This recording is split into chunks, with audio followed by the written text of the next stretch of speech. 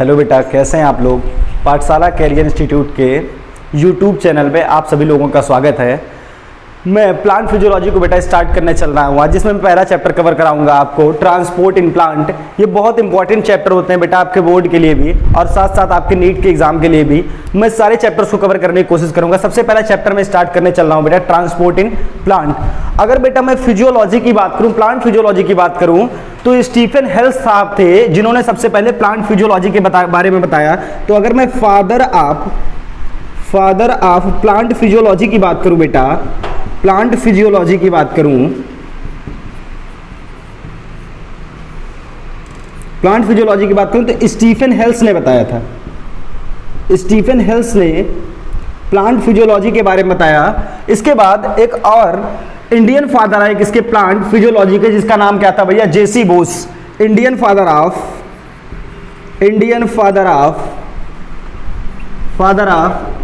Plant physiology बोला जाता है बेटा जेसी बोस को। किसको बोला जाता है, जेसी बोस को Indian father of plant physiology बोला जाता है भैया। क्या आपको क्लियर है, ठीक है ना, क्या आपको क्लियर है। स्टीफन हेल्स को फादर ऑफ प्लांट फिजियोलॉजी बोला जाता है, ठीक है, और Indian father of plant physiology बोला जाता है बेटा जेसी बोस को। हम लोग शुरू करते हैं ट्रांसपोर्ट इन प्लांट। तो चैप्टर हम लोग शुरू करने चल रहे हैं बेटा, उसका नाम है ट्रांसपोर्ट इन प्लांट। कैसे चीजें एक जगह से दूसरी जगह प्लांट में ट्रांसपोर्ट की जाती है, क्या साधन होता है, इसके बारे में आपको बताते हैं। तो हम जानते हैं बेटा दो टाइप का ट्रांसपोर्ट हमको देखने को मिलता है। एक ट्रांसपोर्ट देखने को मिलता है भैया शॉर्ट डिस्टेंस ट्रांसपोर्ट, और दूसरा देखने को मिलता है आपको लॉन्ग डिस्टेंस ट्रांसपोर्ट। मैं बोलता हूं एक ट्रांसपोर्ट है बेटा शॉर्ट डिस्टेंस ट्रांसपोर्ट और दूसरा है long distance transport. Short distance transport and long distance transport.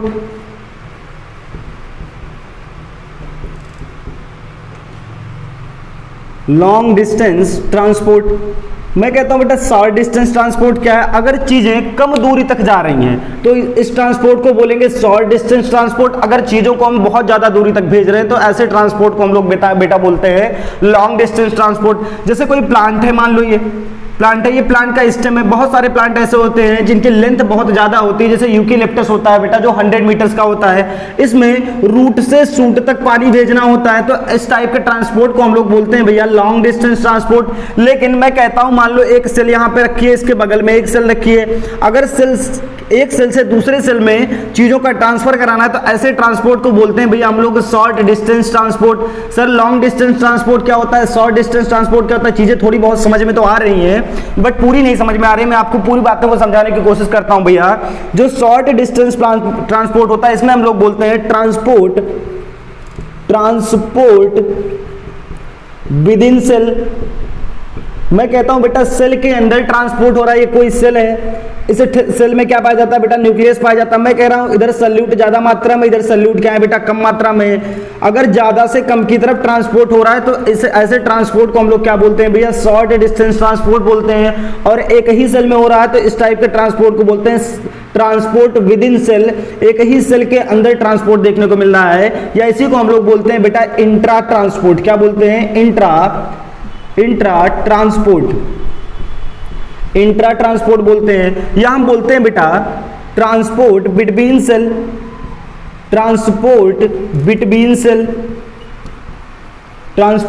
Cell. मैं कह रहा हूं एक सेल ये रखी हुई बेटा, दूसरी सेल ये रखी हुई, इस सेल से दूसरे सेल में क्या जा रहा है, ए सेल से बी सेल में अगर चीजों का ट्रांसपोर्ट हो रहा है तो ये ट्रांसपोर्ट भी किस में आएगा, शॉर्ट डिस्टेंस ट्रांसपोर्ट में आएगा। ट्रांसपोर्ट बिटवीन द सेल को हम लोग बोलते हैं बेटा इंटरसेल्युलर ट्रांसपोर्ट। क्या बोलते हैं, इंटरसेल्युलर ट्रांसपोर्ट। जो इंटरसेल्युलर ट्रांसपोर्ट है बेटा ये डिफ्यूजन के द्वारा हो सकता है, ये फैसिलिटेटेड डिफ्यूजन के द्वारा हो सकता है, ये बेटा हो सकता है एक्टिव ट्रांसपोर्ट के द्वारा।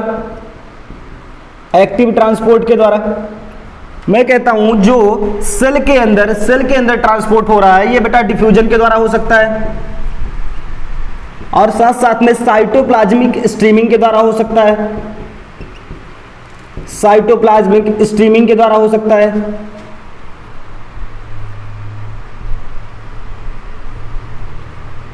साइटोप्लाज्मिक स्ट्रीमिंग के द्वारा हो सकता है। मैं कहता हूं साइटोप्लाज्म स्ट्रीम करेगा और चीजें एक जगह से दूसरी जगह क्या हो जाएंगी भैया, ट्रांसफर हो जाएंगे। इस टाइप के ट्रांसपोर्ट को बोलते हैं भैया हम लोग शॉर्ट डिस्टेंस ट्रांसपोर्ट। क्या बोलेंगे बच्चा, शॉर्ट डिस्टेंस ट्रांसपोर्ट। मैं बोलता हूं ट्रांसपोर्ट विद इन सेल, इस टाइप के ट्रांसपोर्ट को बोलता है इंट्रा ट्रांसपोर्ट या इंट्रासेलुलर ट्रांसपोर्ट। अगर ट्रांसपोर्ट बिटवीन द सेल हो रहा है तो इस टाइप के ट्रांसपोर्ट को बोलते हैं इंटरसेलुलर ट्रांसपोर्ट। ये कैसे हो सकता है, डिफ्यूजन के द्वारा हो सकता है, फैसिलिटेटेड डिफ्यूजन के द्वारा हो सकता है बेटा, और एक्टिव ट्रांसपोर्ट के द्वारा हो सकता है। सर लॉन्ग डिस्टेंस ट्रांसपोर्ट क्या है, मैं कहता हूं चीजें एक जगह से दूसरी जगह बल्क फॉर्म में जा रही हैं, या इसी लॉन्ग डिस्टेंस ट्रांसपोर्ट को हम लोग बोलते हैं बेटा बल्क ट्रांसपोर्ट। क्या बोलते हैं भैया, बल्क ट्रांसपोर्ट बोलते हैं। या इसी का एक और नाम होता है बेटा, इसी को बोलते हैं लोग ट्रांसलोकेशन, ट्रांसलोकेशन बोलते हैं। मैं कह रहा हूं जो लॉन्ग डिस्टेंस ट्रांसपोर्ट है इसी को बोलते हैं बल्क ट्रांसपोर्ट, या इसी को बोलते हैं हम लोग ट्रांसलोकेशन। जो लॉन्ग डिस्टेंस ट्रांसपोर्ट है बेटा ये किसके द्वारा होगा, जाइलम और फ्लोएम के द्वारा होगा। जाइलम एंड फ्लोएम के द्वारा जो ट्रांसपोर्ट होते हैं इस टाइप के ट्रांसपोर्ट को हम लोग बोलते हैं भैया long distance transport. Sir xylem और फ्लोएम के थ्रू कौन कौन सी चीजें ट्रांसपोर्ट कराई जाएंगी इसके बारे में थोड़ा सा हमको बता दीजिए। हम बिल्कुल बताएंगे भैया, जाइलम और फ्लोएम जो होता है इसको हम लोग लॉन्ग डिस्टेंस ट्रांसपोर्ट में रखते हैं। अब जाइलम के थ्रू क्या चीजें ट्रांसफर होती है और फ्लोएम के थ्रू क्या ट्रांसफर होता है इसके बारे में आपको समझाने की कोशिश करते हैं।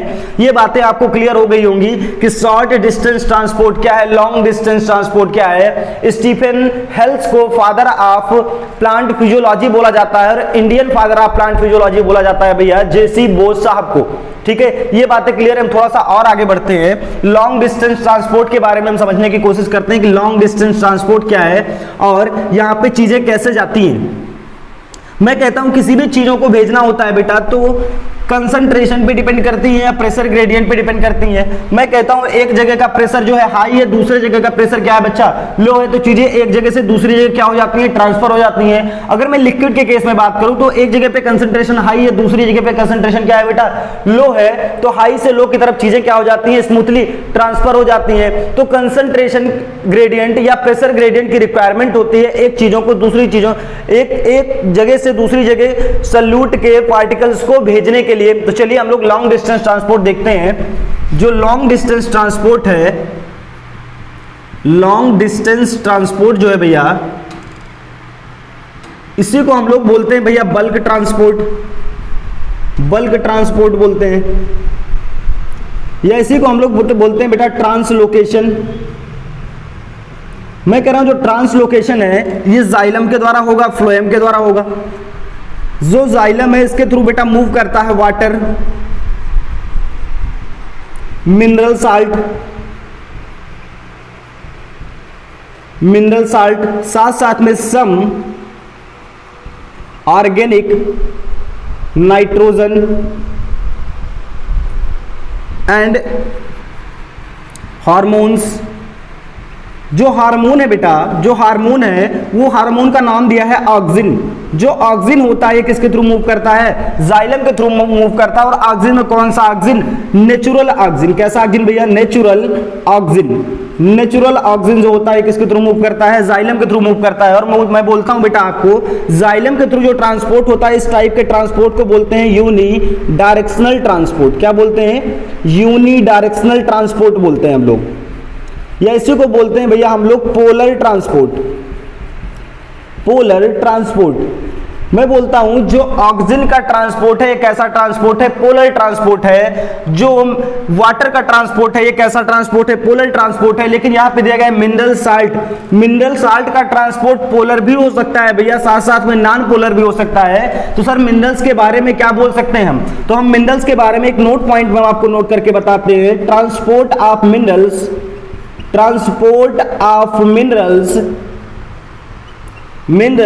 Is unidirectional, is unidirectional. आप यही बोलना चाहेंगे, बोलेंगे ट्रांसपोर्ट ऑफ मिनरल्स जो होता है कैसा होता है, यूनी डायरेक्शनल होता है। मैं भी बोल रहा हूं यूनी डायरेक्शनल होता है, लेकिन मैंने देखा है कि जो प्लांट है बेटा, ये प्लांट की लीफ होती है, ये प्लांट की लीफ होती है। जब ये लीफ फॉल ऑफ करती है तो बहुत सारे ऐसे एलिमेंट यहाँ पे होते हैं जो क्या होते हैं, रीमोबिलाइज हो जाते हैं ओल्डर पार्ट से यंगर पार्ट में चले जाते हैं। तो आप देखिए कि जो मिनरल साल्ट है इसका ट्रांसपोर्ट मैंने लिखा हुआ यूनिडायरेक्शनल। कैसा लिखा हुआ? यूनिडायरेक्शनल। आपको लगता भी है कि ये कैसा होता है? यूनिडायरेक्शनल होता है, लेकिन ये बात क्या हो जाती है भैया? गलत हो जाती है, क्योंकि जब ओल्डर लीफ फॉल ऑफ करती है तो ओल्डर लीफ के कुछ एलिमेंट्स यंगर पार्ट में चले जाते हैं, यंगर लीफ में चले जाते हैं, किसके? प्लांट के।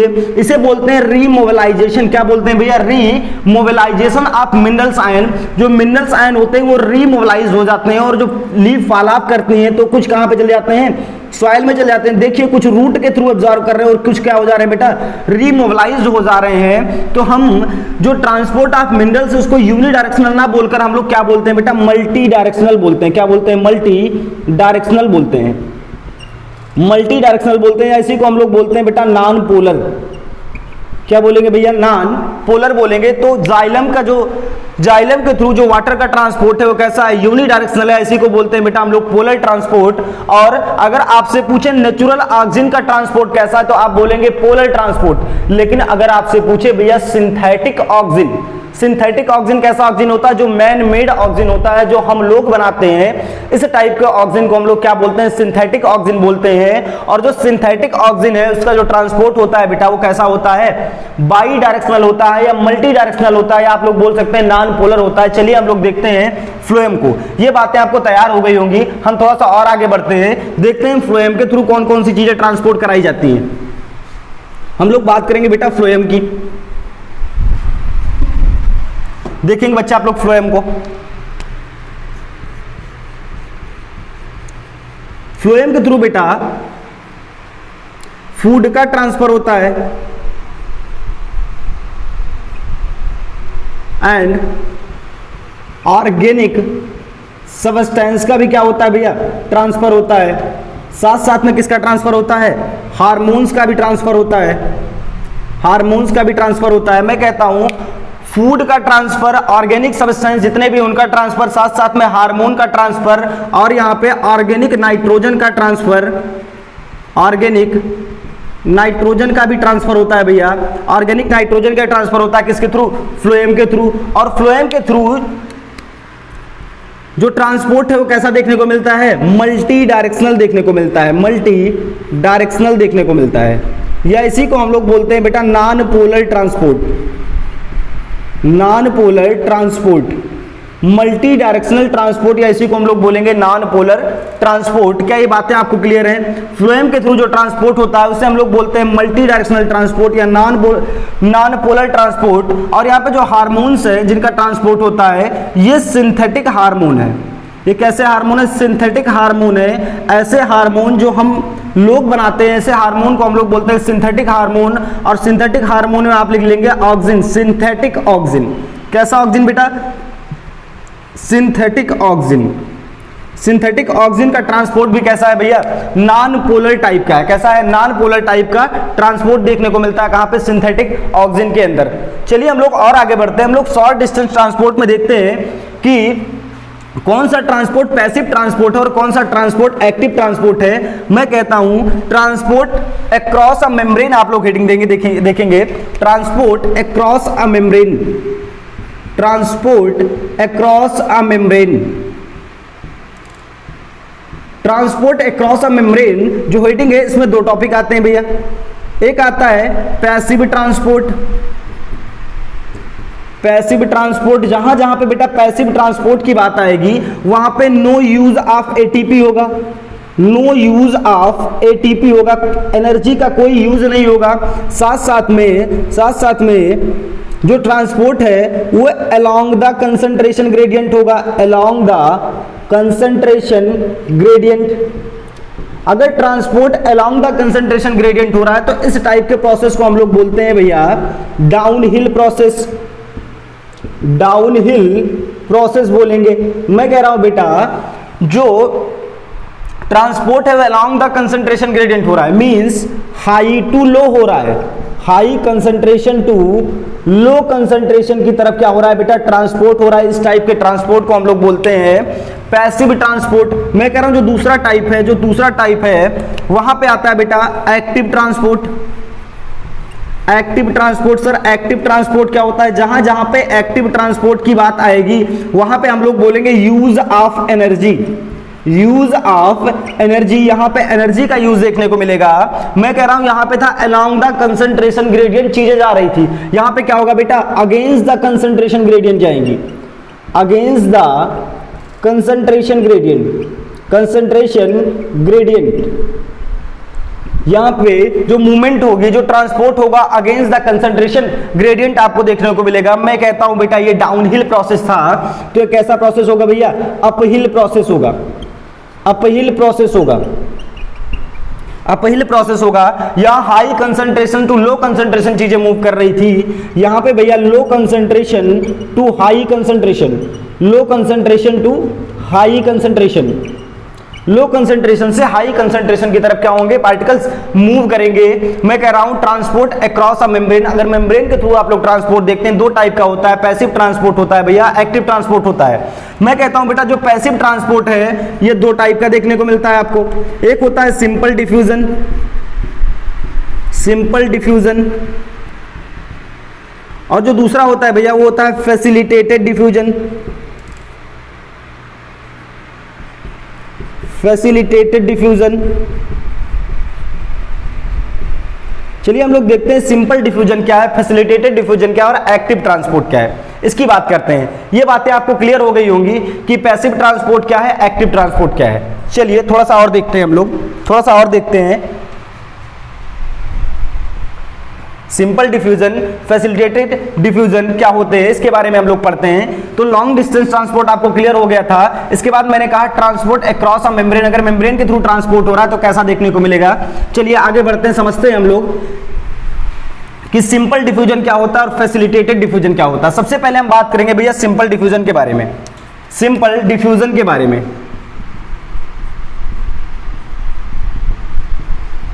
सिंपल डिफ्यूजन जो है बेटा मैंने आपको बताया ये किस टाइप का ट्रांसपोर्ट है, पैसिव टाइप का ट्रांसपोर्ट है, पैसिव ट्रांसपोर्ट है। अगर ये बेटा ट्रांसपोर्ट पैसिव है, पैसिव ट्रांसपोर्ट है। सिंपल डिफ्यूजन के बारे में एक बहुत बड़ी बात मैं आपको बता रहा हूं, मैं कहता हूं इट ऑपरेट विद मेम्ब्रेन और विदाउट मेम्ब्रेन, विदाउट मेम्ब्रेन।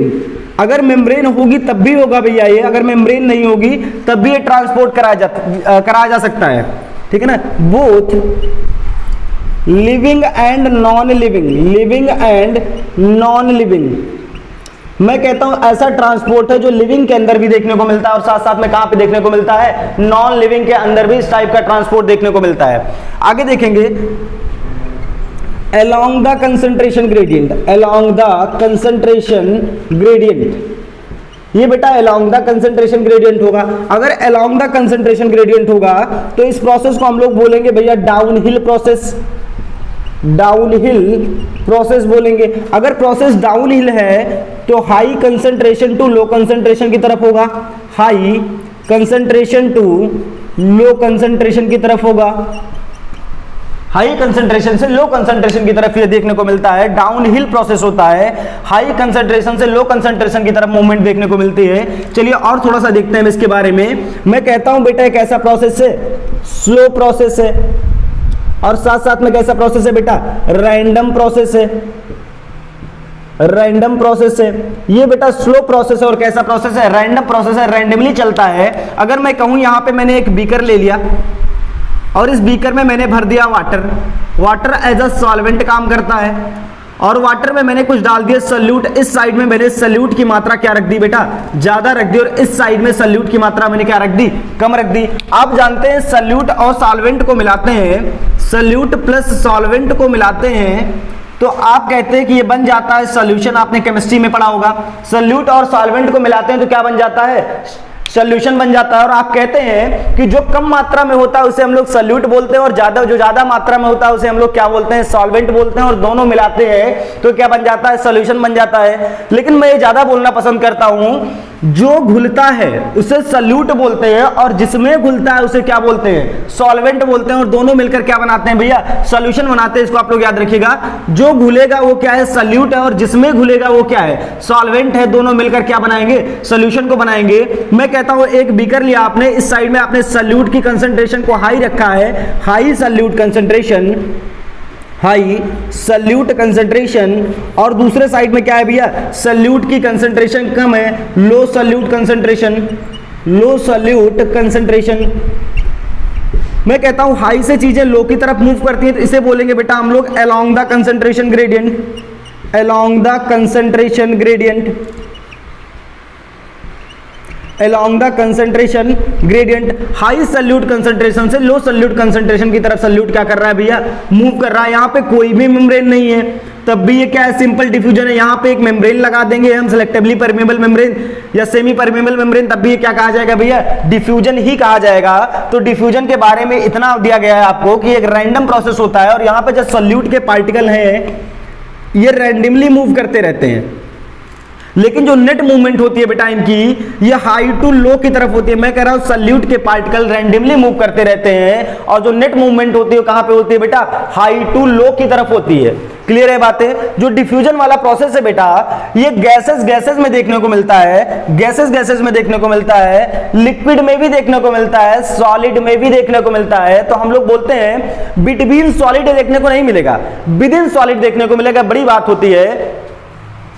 तो जो डिफ्यूजन प्रोसेस है ये कहां पे देखने को मिलता है, गैसेस में देखने को मिलता है, लिक्विड में देखने को मिलता है, और सॉलिड में भी देखने को मिलता है, विद इन सॉलिड देखने को मिलता है, नॉट फॉर सॉलिड देखने को नहीं मिलता है। मैं कह रहा हूं एक सॉलिड के अंदर हो सकता है डिफ्यूजन हो, लेकिन अगर दो सॉलिड साथ में रख दिए जाए तो उनमें डिफ्यूजन वाला प्रोसेस देखने को नहीं मिलता है। विद इन सॉलिड हो सकता है डिफ्यूजन, नॉट फॉर सॉलिड होता है। ठीक है ना। अगर दो सॉलिड को आपने पास में रख दिया तो उसमें डिफ्यूजन नहीं होगा, लेकिन हो सकता है अगर आपके पास एक सॉलिड है तो उसमें चीजें हाई कंसंट्रेशन से लो कंसंट्रेशन की तरफ क्या करें, मूव करें। एनसीईआरटी की लाइन है ये कि सॉलिड के अंदर डिफ्यूजन देखने को मिलता है, लेकिन दो सॉलिड अगर आसपास रख दिए गए तो उनके बीच में कोई भी डिफ्यूजन देखने को नहीं मिलता है। मैं कहता हूं कौन कौन से फैक्टर हैं जो सिंपल डिफ्यूजन को अफेक्ट करने का काम करते हैं, तो आपको नेक्स्ट हेडिंग होगी फैक्टर अफेक्टिंग सिंपल डिफ्यूजन। वो कौन कौन से फैक्टर हैं जो सिंपल डिफ्यूजन को अफेक्ट करते हैं, इसके बारे में हम लोग पढ़ते हैं। फैक्टर अफेक्टिंग सिंपल डिफ्यूजन, वो कौन कौन से फैक्टर हैं जो सिंपल डिफ्यूजन को अफेक्ट करते हैं। Factor affecting simple diffusion, simple diffusion, वो कौन कौन से फैक्टर हैं जो सिंपल डिफ्यूजन को अफेक्ट करने का काम करते हैं। पहली बात मैं बोलता हूं बेटा कंसंट्रेशन। कंसंट्रेशन क्या करती है बेटा, कंसंट्रेशन ग्रेडियंट जो होता है ये भी क्या करता है, सिंपल डिफ्यूजन को अफेक्ट करने का काम करता है। मैं कहता हूं आपने दो बीकर लिए, ये पहला बीकर था इसका नाम ए था बेटा, ये दूसरा बीकर था इसका नाम क्या था भैया, बी था। यहां पे भी आपने सॉल्वेंट डाल रखा था और यहां पे भी क्या डाल रखा था, सॉल्वेंट डाल रखा था। दोनों जगह आपने सल्यूट मिलाया था, लेकिन जो बीकर ए था यहां पे एक साइड में सल्यूट की मात्रा आपने बहुत ज्यादा रखी थी और दूसरे साइड में सल्यूट की मात्रा क्या थी, बहुत कम थी। और जो बीकर बी था यहां पे आपने सल्यूट की मात्रा इसके कंपेयर में थोड़ी सी कम रखी और दूसरे साइड में आपने सल्यूट की मात्रा इधर के कंपेयर में इक्वल रखी। मैं कह रहा हूं ए में ज्यादा तेजी से डिफ्यूजन होगा बी के कंपेयर में। तो मैं कहता हूं कंसंट्रेशन अगर ज्यादा है, कंसंट्रेशन अगर ज्यादा है तो सिंपल डिफ्यूजन को क्या करेगा, कंसंट्रेशन अफेक्ट करेगा। तो सिंपल डिफ्यूजन ए में ज्यादा अच्छे से होगा कि बी में होगा। हम कहेंगे सर ए में कंसंट्रेशन ग्रेडियंट के बीच में डिफरेंस ज्यादा है, इस वजह से ए में जो है यहां पे ए में जो है सिंपल डिफ्यूजन ज्यादा तेजी से आपको देखने को मिलेगा, फास्ट तरीके से आपको देखने को मिलेगा जो सिंपल डिफ्यूजन होगा। ठीक है बेटा, ठीक है, क्लियर है, क्लियर है। चलिए और देखते हैं मैं कह रहा हूं कंसंट्रेशन ग्रेडियंट पे डिपेंड करता है। दूसरी बात है बेटा ये प्रेशर ग्रेडियंट पे डिपेंड करेगा, प्रेशर पे भी डिपेंड करेगा। मैं कह रहा हूं प्रेशर आप हाई कर देंगे डिफ्यूजन क्या हो जाएगा, बढ़ जाएगा। मैं कह रहा हूं तीसरी बात बेटा टेम्परेचर पे भी डिपेंड करेगा, टेम्परेचर पे भी डिपेंड करेगा, टेम्परेचर पे भी डिपेंड करता है कौन, सिंपल डिफ्यूजन। मैं कहता हूं diffusion is directly proportional to temperature and diffusion is directly proportional to pressure. मैं कहता हूं प्रेशर को बढ़ाएंगे डिफ्यूजन क्या कर जाएगा, बढ़ जाएगा। टेम्परेचर को बढ़ाएंगे तब भी क्या हो जाएगा भैया, डिफ्यूजन बढ़ जाएगा। तीसरी बात जो चौथी बात होती है बेटा वो होती है साइज ऑफ सॉल्वेंट सल्यूट पे भी डिपेंड करेगा। सल्यूट का साइज क्या है, अगर सल्यूट छोटे साइज का होगा तो ज्यादा तेजी से उसका क्या होगा, सिंपल डिफ्यूजन होगा, और सल्यूट का साइज बड़ा होगा तो सिंपल डिफ्यूजन क्या हो जाएगा भैया, स्लो हो जाएगा। तो साइज ऑफ सल्यूट पे भी डिपेंड करता है कि सिंपल डिफ्यूजन फास्ट होगा या स्लो होगा। फिर जो चौथी बात है बेटा वो परमेबिलिटी ऑफ मेम्ब्रेन पे डिपेंड करेगा। परमेबिलिटी ऑफ मेम्ब्रेन पे डिपेंड करेगा। मैं कहता हूं अगर आपने मेम्ब्रेन लगाई है, अगर आपने मेम्ब्रेन लगाई है तो अगर मेम्ब्रेन पतली होगी तो डिफ्यूजन क्या होगा बेटा, तेजी से होगा, लेकिन अगर मेम्ब्रेन मोटी होगी डिफ्यूजन क्या हो जाएगा, स्लो हो जाएगा। तो परमेबिलिटी ऑफ मेम्ब्रेन पे डिपेंड करता है, थिकनेस ऑफ मेम्ब्रेन पे डिपेंड करता है, thickness of membrane, permeability of membrane, thickness of membrane पे डिपेंड करता है डिफ्यूजन फास्ट होगा कि स्लो होगा। थिकनेस ऑफ मेम्ब्रेन पे भी डिपेंड करता है कि डिफ्यूजन फास्ट होगा भैया कि कैसा होगा, स्लो होगा। तो कौन कौन से फैक्टर है जो डिफ्यूजन को अफेक्ट करने का काम करते हैं, पहला है कंसंट्रेशन ग्रेडियंट, दूसरा है प्रेशर ग्रेडियंट, तीसरा है टेम्परेचर, चौथा है साइज ऑफ सल्यूट, पांचवा है बेटा परमेबिलिटी ऑफ मेम्ब्रेन या थिकनेस ऑफ मेम्ब्रेन। ये बातें क्लियर हैं, थोड़ा सा और आगे बढ़ते हैं।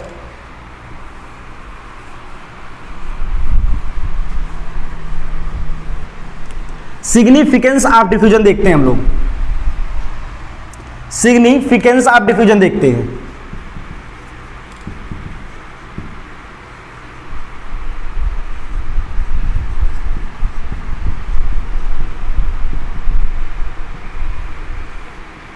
Significance of diffusion, exchange of gases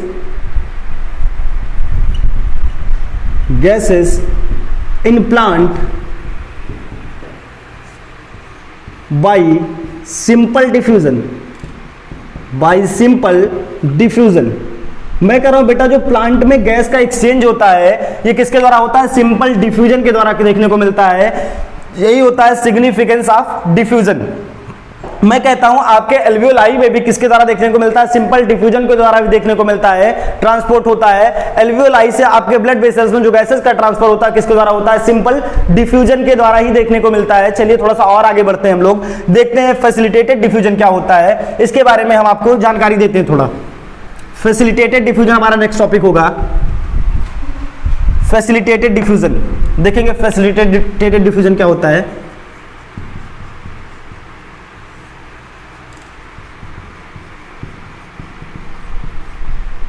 facilitated diffusion की जैसी मैं बात करता हूं आपके माइंड में आ जाना चाहिए कि कैसा ट्रांसपोर्ट है बेटा, ये पैसिव ट्रांसपोर्ट है, पैसिव ट्रांसपोर्ट है। It operate when membrane is present, membrane is present. ये तभी ऑपरेट करेगा बेटा जब मेम्ब्रेन प्रेजेंट होगी, और मेम्ब्रेन जब प्रेजेंट होगी तो वहां पे क्या पाए जाएंगे, प्रोटीन चैनल्स पाए जाएंगे। क्या पाए जाएंगे भैया, प्रोटीन चैनल्स पाए जाएंगे।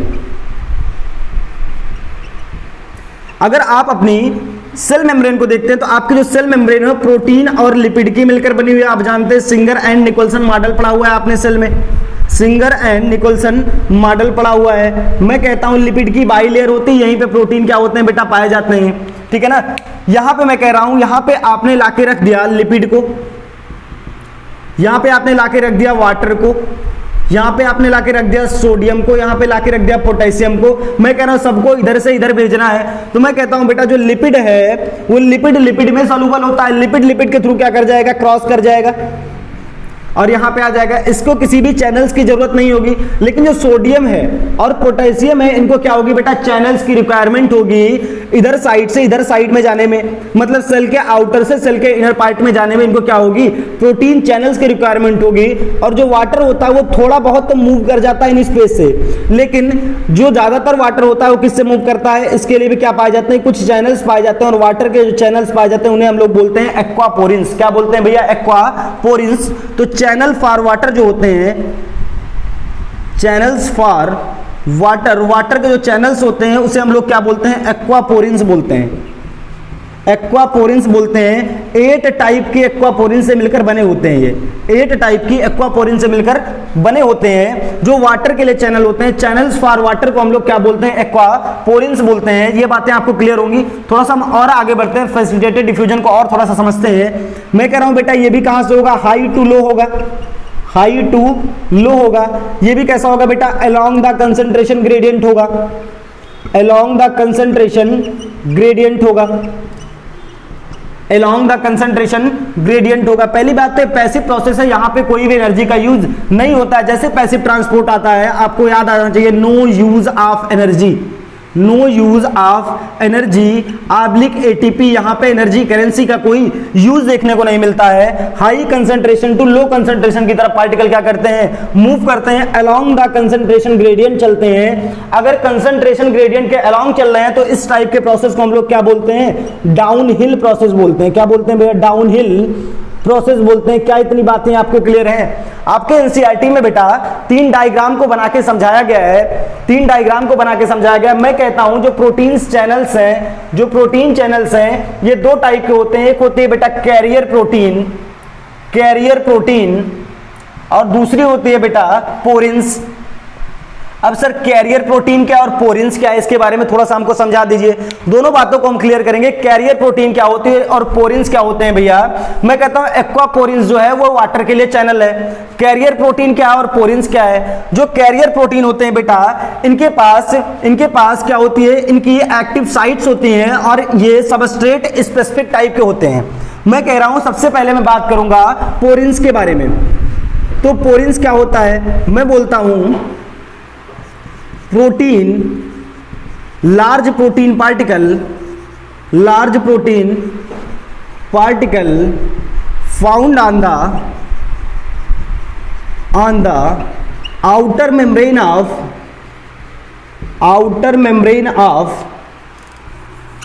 Mitochondria and plastid and bacteria and allowed movement for all, मैं कह रहा हूं बेटा ये सभी चीजों की मूवमेंट को क्या करते हैं, अलाउड करने का काम करते हैं। तो मींस जहां जहां पे पोरिन्स पाया जाएगा वहां पे जो मेम्ब्रेन होगी वो कैसी होगी भैया, परमिएबल होगी। कैसी होगी, परमिएबल होगी। लेकिन अगर मैं कहूं बेटा कि कैरियर प्रोटीन पाए गए, तो कैरियर प्रोटीन कैसे होते हैं, सबस्ट्रेट स्पेसिफिक टाइप के होते हैं। उनके पास अपनी बैकेंड साइट होती है, वो सबको जाने नहीं देते हैं। मैं कहता हूं माइटोकॉन्ड्रिया की आउटर वाल और प्लास्टिड की बेटा जो आउटर वाल होती है, यहां पे पोरिन्स पाया जाता है। इसी वजह से जो माइटोकॉन्ड्रिया और प्लास्टिड की आउटर वाल होती है कैसी होती है, परमिएबल होती है। लेकिन इनर वाल पे पाया जाता है कैरियर प्रोटीन, और कैरियर प्रोटीन जहां जहां पे पाए जाएंगे वो मेम्ब्रेन कैसी होगी भैया, सेलेक्टिवली परमिएबल होगी। इसी वजह से माइटोकॉन्ड्रिया की इनर मेम्ब्रेन और प्लास्टिड की इनर मेम्ब्रेन कैसी होती है, सेलेक्टिवली परमिएबल होती है, जबकि आउटर मेम्ब्रेन कैसी होती है, परमिएबल होती है। जहां जहां पे पोरिन्स प्रेजेंट है वो मेम्ब्रेन कैसी होगी, परमिएबल होगी। लेकिन जहां पे कैरियर प्रोटीन प्रेजेंट है, कैरियर प्रोटीन सबस्ट्रेट स्पेसिफिक होते हैं, सबस्ट्रेट स्पेसिफिक होते हैं। और जहां जहां पे कैरियर प्रोटीन्स पाए जाएंगे, जहां जहां पे कैरियर प्रोटीन्स पाए जाएंगे बेटा, जहां जहां पे कैरियर प्रोटीन्स पाए जाएंगे वहां पे क्या देखने को मिलेगा, वहां पे मेम्ब्रेन सेलेक्टिवली परमिएबल देखने को मिलेगी आपको। लेकिन जहां पे पोरिन्स पाए जाएंगे वहां पे मेम्ब्रेन कैसी होगी, परमिएबल टाइप की देखने को मिलेगी। ये बातें आपको क्लियर हो गई है। एनसीईआरटी में 3 डायग्राम बना के दिए गए हैं, इन तीनों डायग्राम को मैं आपको समझाता हूं। चलिए देखते हैं तीनों डायग्राम को, तीनों डायग्राम को समझते हैं। और यहां से क्वेश्चन जो बनते हैं बहुत अच्छे बनते हैं, यहां से जो क्वेश्चंस बनते हैं बहुत बेहतरीन क्वेश्चन बनते हैं। देखेंगे, मैं कह रहा हूं एनसीईआरटी में आपको यहां पे बना के दिया गया है सेल मेम्ब्रेन, यहां पे सेल मेम्ब्रेन बना के दी गई है 3, और तीनों सेल मेम्ब्रेन में लगा दिए गए कैरियर प्रोटीन। यहां पे भी कैरियर प्रोटीन है भैया, यहां पे भी कैरियर प्रोटीन है और यहां पे भी कैरियर प्रोटीन है। यहां पे एक सिंगल लाइन बना के दी गई है, यहां पे सल्यूट के पार्टिकल रखे हुए, यहां पे सल्यूट के पार्टिकल कम रखे हुए हैं।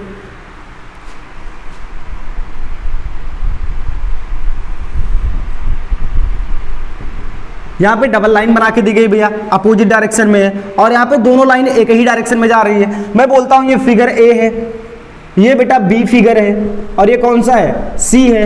यहां पे एनसीईआरटी ने लिख के दिया है, इसे हम लोग बोलते हैं यूनिपोर्ट, यूनिपोर्ट। इसे हम लोग बोलेंगे भैया एंटीपोर्ट, और इस वाले फिगर को हम लोग बोलते हैं बेटा सिम्पोर्ट।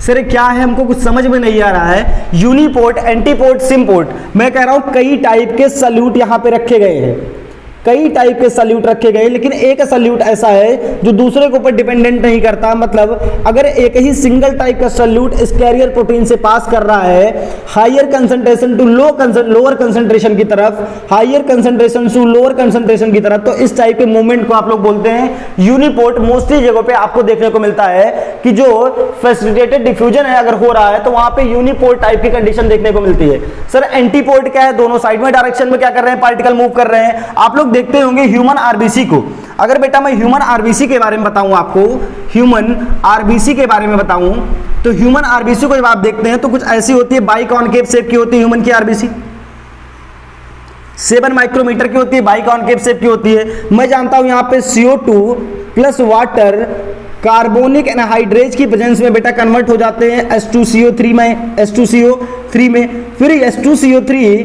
कार्बोनिक एनहाइड्रेज की प्रेजेंस में कन्वर्ट हो जाता है बेटा HCO3 माइनस में, और साथ साथ में किसमें H प्लस में, और ये कहाँ पे मूव करते रहते हैं, आपके प्लाज्मा में मूव करते हैं, ब्लड वेसल्स में मूव करते रहते हैं, और प्लाज्मा में आरबीसी पाई जाती है। मैं कहता हूं ये CO3 माइनस आयन यहां से निकल के कहां पे आता है बेटा, प्लाज्मा में आता है, क्योंकि इसका कार्बन डाइऑक्साइड का जो ट्रांसपोर्ट होता है वो 70% ट्रांसपोर्ट SCO3 माइनस आयन के द्वारा होता है। SCO3 माइनस आयन यहां से निकल के प्लाज्मा में आएंगे, और इसको बैलेंस करने के लिए क्लोराइड आयन प्लाज्मा में पाया जाता है। आप जानते हैं प्लाज्मा में इलेक्ट्रोलाइट्स पाए जाते हैं, क्लोराइड आयन निकल के कहां पे जाते हैं, आरबीसी में जाते हैं। देखिए क्या इसी टाइप की मूवमेंट यहां पे देखने को मिल रही है, मतलब एक जो क्लोराइड आयन है वो आरबीसी के अंदर जा रहा है, SCO3 माइनस आयन कहां पे जा रहा है बेटा, प्लाज्मा में जा रहा है। तो एंटीपोर्ट का जो एग्जांपल आपकी बॉडी में देखने को मिलता है वो ह्यूमन आरबीसी में देखने को मिलता है, और इसी प्रोसेस को हम लोग बोलते हैं क्लोराइड शिफ्टिंग, क्लोराइड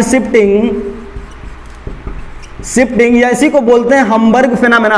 क्या बोलते हैं, क्लोराइड शिफ्टिंग बोलते हैं, इसी को हम लोग क्या बोलते हैं भैया, हम्बर्ग फेनामेना बोलते हैं। फास्टेस्ट एंजाइम है कार्बोनिक एनहाइड्रेज, आपने बायोमोलिक्यूल में पढ़ा होगा।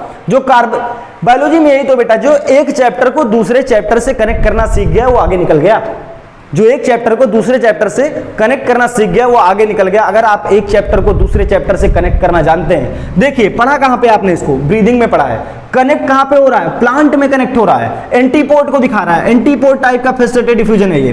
तीसरा है बेटा सिम्प्लास्ट, देखिए यहां पे सल्यूट के पार्टिकल दिए गए हैं, यहां पे सल्यूट के पार्टिकल दिए गए हैं, दोनों एरो की डायरेक्शन सेम साइड में है, और यहां पे जो प्रोटीन है कैसी प्रोटीन है, कैरियर प्रोटीन है। जैसे कैरियर प्रोटीन आ गई आपको पता चल गया ट्रांसपोर्ट कैसा है भैया, फैसिलिटेटेड ट्रांसपोर्ट है। यहां पे बेटा कौन सी प्रोटीन है, कैरियर प्रोटीन है। अगर फैसिलिटेटेड ट्रांसपोर्ट है तुरंत आपके दिमाग में एक बात है और आ गई, कैसा ट्रांसपोर्ट है बेटा, ये पैसिव ट्रांसपोर्ट है। अगर पैसिव ट्रांसपोर्ट है तो कैसा ट्रांसपोर्ट है, डाउन हिल ट्रांसपोर्ट है। यहां पे चीजें हाई कंसंट्रेशन से लो कंसंट्रेशन की तरफ जाएंगी, और कैरियर प्रोटीन दिया है तो फैसिलिटेटेड डिफ्यूजन है, सब फैसिलिटेटेड डिफ्यूजन है। मैं कह रहा हूं बेटा ये फैसिलिटेटेड ट्रांसपोर्ट है, फैसिलिटेटेड डिफ्यूजन है। अगर कैरियर प्रोटीन ना दी गई होती तो कैसा ट्रांसपोर्ट होता है, ये सिंपल डिफ्यूजन होता। क्या होता है भैया, ये सिंपल डिफ्यूजन होता। सर इसका भी एग्जांपल बता दीजिए। यहां पे हम लोग लिखते हैं बेटा sodium ion and glucose absorbed in intestine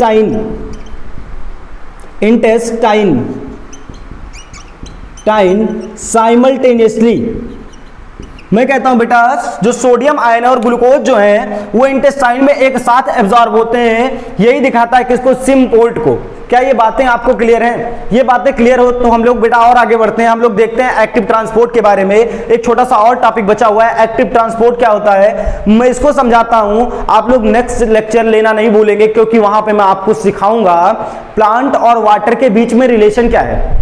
बहुत बेहतरीन टॉपिक होता है प्लांट वाटर रिलेशन, और यहां से एक क्वेश्चन फिक्स होता है। मैं कहता हूं diffusion, facilitated diffusion, active transport, जो तीनों टॉपिक हैं यहां से क्वेश्चन बन जाते हैं, क्योंकि एक ऐसे टॉपिक है जो कई सारे चैप्टर्स में दिए गए हैं। डाइजेशन में भी दिया गया है, ब्रीदिंग में भी दिया गया है, कई जगह पे दिया गया है ये चैप्टर। सेल वाले चैप्टर में भी इन बातों को का जिक्र किया गया है, न्यूरल के चैप्टर में भी इन बातों का जिक्र किया गया है। मतलब ये ऐसे टॉपिक है जो आपके एनसीईआरटी में कई जगह आपको मिल जाएंगे, और यहां से क्वेश्चन बनना क्या होता है भैया, फिक्स होता है।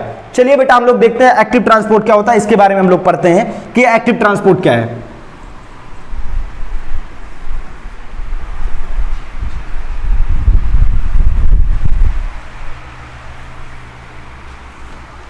एक्टिव ट्रांसपोर्ट क्या है इसके बारे में देखते हैं। जैसे बेटा आपको एक्टिव ट्रांसपोर्ट में बोलता हूं, मैं आपको इससे पहले थोड़ी बहुत बातें एक्टिव ट्रांसपोर्ट के बारे में बता चुका हूं। एक्टिव ट्रांसपोर्ट जैसे ही आपके सामने आएगा आपको तुरंत याद आना चाहिए, यहां पे यूज ऑफ एनर्जी होगा। पहली बात तो यूज ऑफ एनर्जी होगा, एटीपी का यूज यहां पे देखने को मिलेगा। दूसरी बात क्या होगी बेटा, अगेंस्ट द कंसंट्रेशन ग्रेडियंट होगा, अगेंस्ट द कंसंट्रेशन ग्रेडियंट होगा। अगर बेटा अगेंस्ट द कंसंट्रेशन ग्रेडियंट हो रहा है तो क्या बोलेंगे इसे हम लोग, लो टू हाई, या इसी को बोलेंगे भैया हम लोग अपहिल ट्रांसपोर्ट, अपहिल ट्रांसपोर्ट। यहां पे एक बात और बढ़ जाती है बेटा, यहां पे भी क्या पाए जाएंगे, प्रोटीन चैनल पाए जाएंगे। क्या पाए जाएंगे बेटा, प्रोटीन चैनल्स पाए जाएंगे, प्रोटीन चैनल्स पाए जाएंगे। अगर प्रोटीन चैनल्स हैं, ट्रांसपोर्ट कैसा हो रहा है, लो से हाई की तरफ हो रहा है, तो इस टाइप के ट्रांसपोर्ट को आप लोग क्या बोलते हैं बेटा, एक्टिव ट्रांसपोर्ट बोलते हैं। अगर इसके एग्जांपल की मैं बात करूं तो नीट में क्वेश्चन भी आ चुका है, सोडियम पोटेशियम पंप जो होता है भैया, ये किसका एग्जांपल होता है, एक्टिव ट्रांसपोर्ट का एग्जांपल होता है। मैं कहता हूं बेटा यहां पे मैं एक प्रोटीन बना के दिखा देता हूं आपको, ये प्रोटीन है, यहां पे सल्यूट की कंसंट्रेशन क्या है बेटा, हाई है, high solute concentration, high solute concentration. और यहां पे बेटा है सल्यूट की concentration low, low solute concentration. आप लोग एटीपी का यूज करके, एनर्जी का यूज करके लो से हाई की तरफ एक प्रोटीन की मदद से, एक प्रोटीन की मदद से आप सल्यूट को लो से हाई की तरफ आप ट्रांसफर कर रहे हैं, किसका यूज करके, एनर्जी का यूज करके। तो इस टाइप के ट्रांसपोर्ट को हम लोग बोलते हैं बेटा एक्टिव ट्रांसपोर्ट। क्या बोलेंगे भैया, एक्टिव ट्रांसपोर्ट बोलते हैं। क्या ये बातें आपको क्लियर हो गई हैं? अगर ये बातें क्लियर हो गई हैं तो मैंने आपको समझा दिया बेटा शॉर्ट डिस्टेंस ट्रांसपोर्ट क्या होता है, लॉन्ग डिस्टेंस ट्रांसपोर्ट क्या होता है, सिंपल डिफ्यूजन क्या होता है, फैसिलिटेटेड डिफ्यूजन क्या होता है, एक्टिव ट्रांसपोर्ट क्या होता है, जाइलम के थ्रू किसकी मूवमेंट होती है, फ्लोएम के थ्रू किसकी मूवमेंट होती है। जाइलम यूनिडायरेक्शनल है, इसी को हम लोग पोलर ट्रांसपोर्ट बोलते हैं, और जो फ्लोएम है ये मल्टी डायरेक्शनल है, इसी को हम लोग नॉन पोलर टाइप का ट्रांसपोर्ट बोलते हैं। मैंने आपको हार्मोन बताए हैं, आप लोग याद रखिएगा। जो ऑक्सीजन होता है वो भी कैसा ऑक्सीजन भैया, नेचुरल ऑक्सीजन, नेचुरल ऑक्सीजन का ट्रांसपोर्ट पोलर टाइप का होता है, और जो सिंथेटिक ऑक्सीजन है इसका ट्रांसपोर्ट कैसा होता है बेटा, नॉन पोलर टाइप का ट्रांसपोर्ट होता है। और मिनरल्स आयन का ट्रांसपोर्ट लगता है आपको कि कैसा है, यूनिडायरेक्शनल है, लेकिन यूनिडायरेक्शनल होता नहीं है, मिनरल्स रीमोबिलाइज हो जाते हैं। और मिनरल्स का जो ट्रांसपोर्ट देखने को मिलता है भैया कैसा देखने को मिलता है, मल्टी डायरेक्शनल देखने को मिलता है। आपसे क्वेश्चन पूछा जाएगा तो वहां पे यूनिडायरेक्शनल लिखा हुआ होगा, और बच्चा यूनिडायरेक्शनल को देखते ही लगा देता है, क्योंकि जानते हैं आप वाटर में मिनरल्स पाए जाते हैं, लेकिन आपको एक छोटी सी जानकारी नहीं रहती है कि मिनरल्स रीमोबिलाइज जो होते हैं, जब लीफ फॉल ऑफ करने वाली होती है तो मिनरल्स क्या हो जाते हैं भैया, रीमोबिलाइज हो जाते हैं। इसी कारण जो मिनरल्स का ट्रांसपोर्ट है वो कैसा देखने को मिलता है आपको, मल्टी डायरेक्शनल देखने को मिलता है। मैं नेक्स्ट लेक्चर में बात करूंगा बेटा प्लांट और वाटर के बीच में क्या रिलेशन है, एक बेहतरीन टॉपिक है, जरूर ज्वाइन करिएगा। पाठशाला इंस्टीट्यूट के यूट्यूब चैनल को देखने के लिए आपका धन्यवाद। आप लोग लगातार बने रहिए। आप सभी को बहुत बहुत धन्यवाद।